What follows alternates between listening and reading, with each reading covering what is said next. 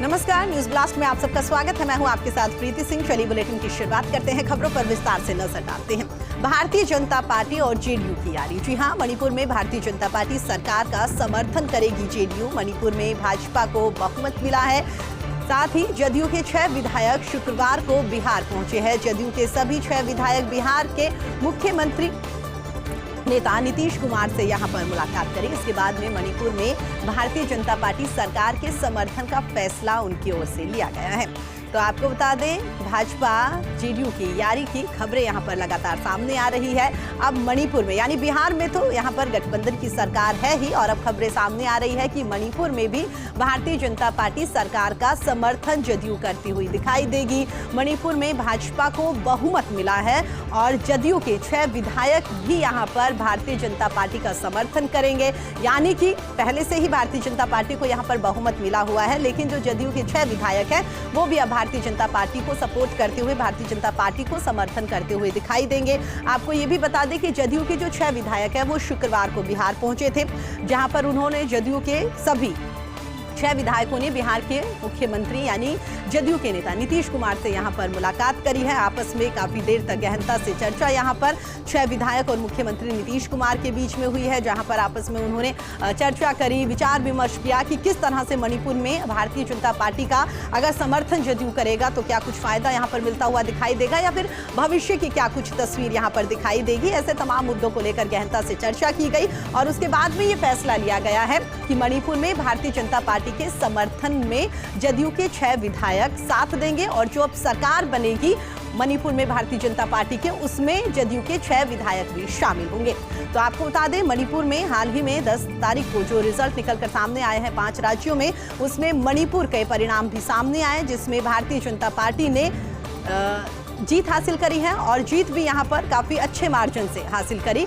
और इसी बीच में अब खबर सामने ये भी आ रही है कि जो अलग से जदयू के 6 विधायकों ने चुनाव यहां पर लड़ा था, जो चुनाव यहां पर जीते हैं, वो भी अब भारतीय जनता पार्टी का समर्थन करते हुए दिखाई देंगे। हालांकि ये पहली बार नहीं है, क्योंकि हमने आपको पहले भी बताया कि बिहार की अगर बात करें तो बिहार में एनडीए की सरकार है, जदयू के साथ में भारतीय जनता पार्टी ने यहां पर गठबंधन किया हुआ है, और उसके बाद में बिहार में सरकार बनी हुई है, जहां पर मुख्यमंत्री नीतीश कुमार है। सभी 6 विधायक पहले बिहार पहुंचे शुक्रवार को, जहां पर उन्होंने अपने नेता नीतीश कुमार से बातचीत करी, चर्चा करी, बैठ के यहां पर हुई है, तमाम बातों को लेकर विचार विमर्श किया गया। उसके बाद में ये महत्वपूर्ण फैसला लिया गया है कि आने वाले दिनों में मणिपुर में जो भारतीय जनता पार्टी की सरकार बनेगी, इसमें जदयू भी अपना समर्थन देगी और 6 विधायक भारतीय जनता पार्टी के साथ में मिलकर सरकार चलाएंगे।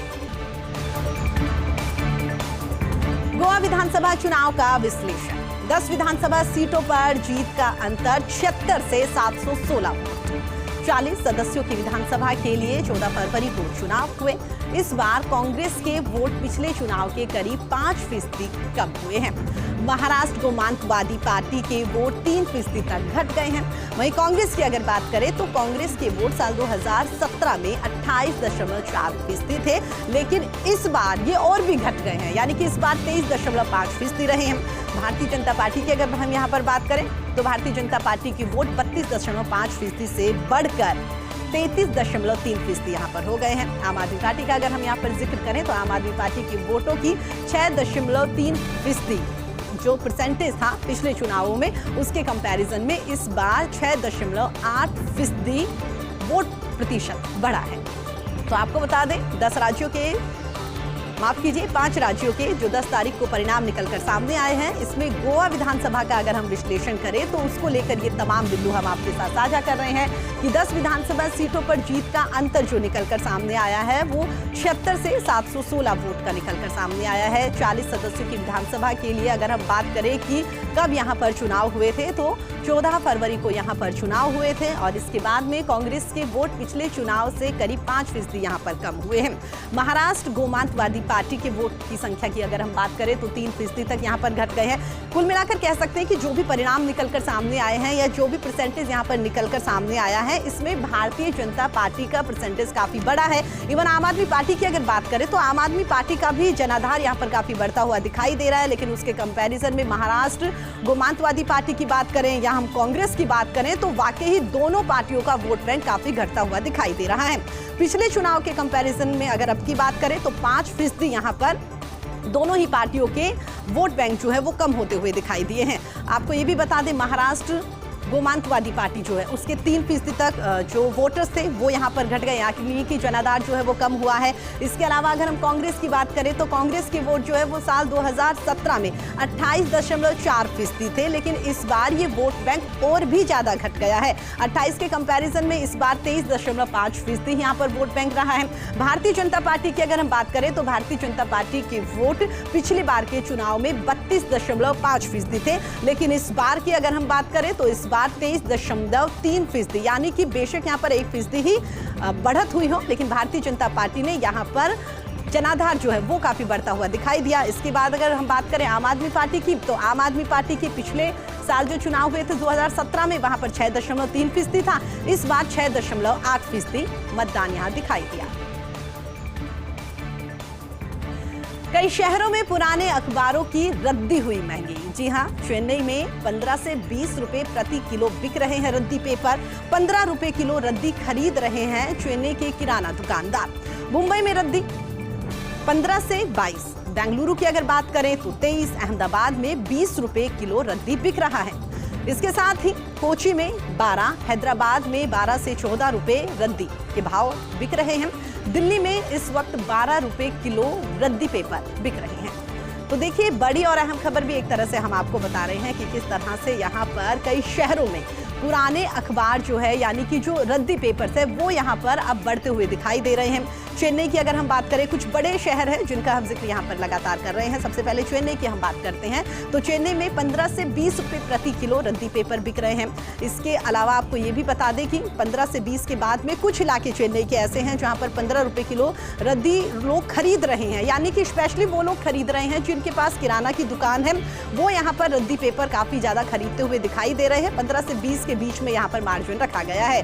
अब मायानगरी मुंबई की हम बात करें तो मुंबई में 15 से 22 रुपए के बीच में रद्दी पेपर खरीदा जा रहा है। बेंगलुरु की अगर बात करें तो सबसे ज्यादा बेंगलुरु में 23, क्योंकि अगर चेन्नई की बात करें तो वहां पर भी 15 से 20 रुपए माना जा रहा है। मुंबई की बात करें तो वहां पर 15 से 22 रुपए रद्दी यहां पर माना जा रहा है कि 1 किलो रद्दी इतने में खरीदा जा रहा है। लेकिन बेंगलुरु में सबसे ज्यादा प्राइस निकलकर सामने आ रहे हैं, जहां पर 23 रुपए रद्दी खरीदा जा रहा है। अहमदाबाद की बात करें तो अहमदाबाद में भी 23 के साथ में यहाँ 20 रुपए किलो रद्दी खरीदा जा रहा है। कोची की अगर बात करें तो कोची में सबसे कम मान सकते हैं कि 12 रुपए किलो रद्दी खरीदा जा रहा है। हैदराबाद की अगर हम बात करें तो हैदराबाद में भी कोची की तरह मिले जुले असर यहाँ पर दिखाई दे रहा है।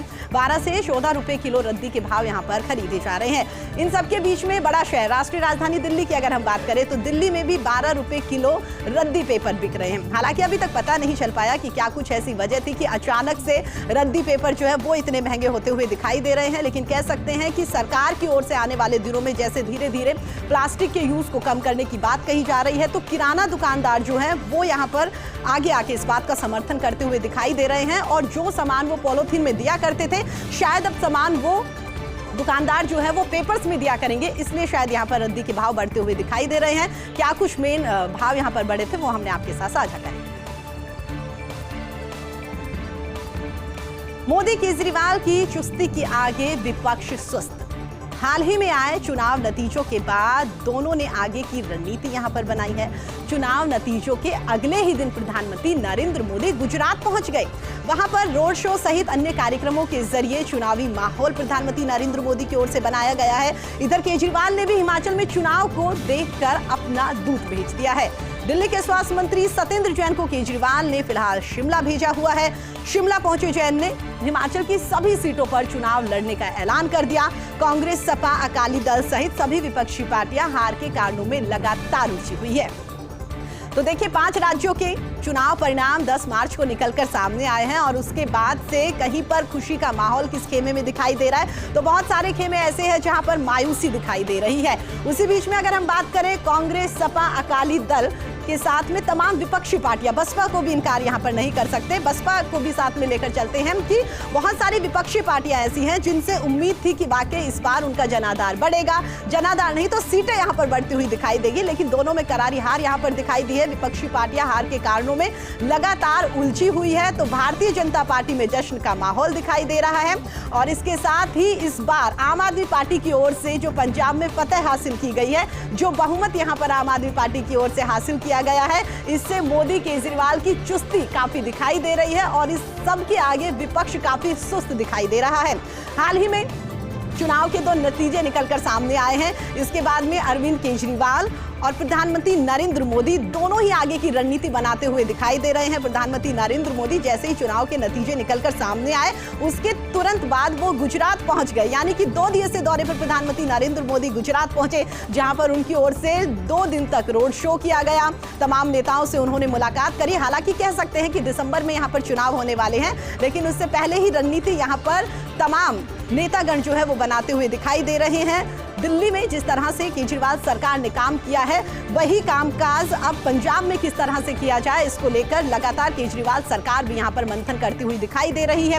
रोड शो सहित अन्य कार्यक्रमों के जरिए चुनावी माहौल प्रधानमंत्री नरेंद्र मोदी की ओर से गुजरात में बनाया गया है। इधर केजरीवाल ने भी हिमाचल में चुनाव आता हुआ देखकर अपना दूत वहां पर भेज दिया। दिल्ली के स्वास्थ्य मंत्री फिलहाल शिमला गए हुए हैं।